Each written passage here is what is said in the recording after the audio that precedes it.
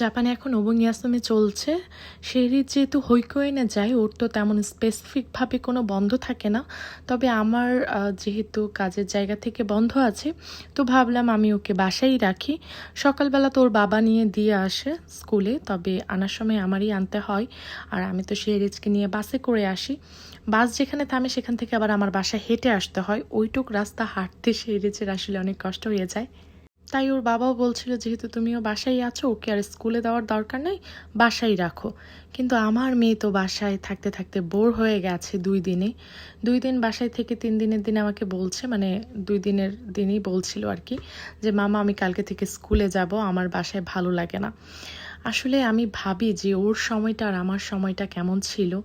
আমার মেয়েকে দিয়ে আমি কি করাবো? সকালবেলা উঠে সকাল সকাল উঠে যায়, যেহেতু রাতে তাড়াতাড়ি ঘুমিয়ে পড়ে।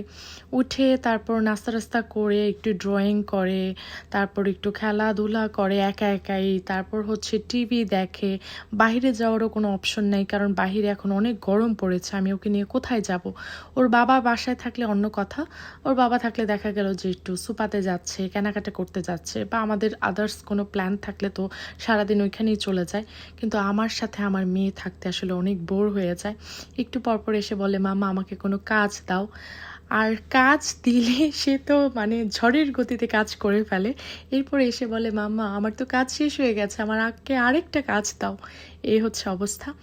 ড্রয়িং করতে সেই ছোটোবেলা থেকে ভালোবাসে, তো ড্রয়িং আর কতক্ষণ করা যায়? একটা বাচ্চা ড্রয়িং কতক্ষণ করতে পারে? কিছুক্ষণ ড্রয়িং করে, আবার কিছুক্ষণ পড়াশোনা করে, ঘোরাঘুরি করে, একটু টিভি দেখে, একটু মোবাইল দেখে, এভাবেই তার মানে দিন গেছে। আমার মেয়ে কেমন বোর হতে দেখে আমি আমার ছোটবেলার কথাটা একটু মনে করলাম, যে আমাদের ছোটবেলা কেমন ছিল। এই যে শেহরিজ এখন যে বয়সে আছে, আমিও তখন এই বয়সে ছিলাম, বা এর চেয়ে একটু বড় ছিলাম। তখন আমাদের জীবনটা কত রঙিন ছিল। মানে বৃহস্পতিবার রাতে আমরা হচ্ছে প্ল্যান করতাম যে শুক্রবারে নাস্তা খাওয়ার পর আমরা কোথায় দেখা করব। আমাদের একটা আস্তানা ছিল, সেটা হচ্ছে সিঁড়িকোটার নিচে। সিঁড়িকোটার নিচে যে পোর্শনটা থাকে না, সেই জায়গাটাতে।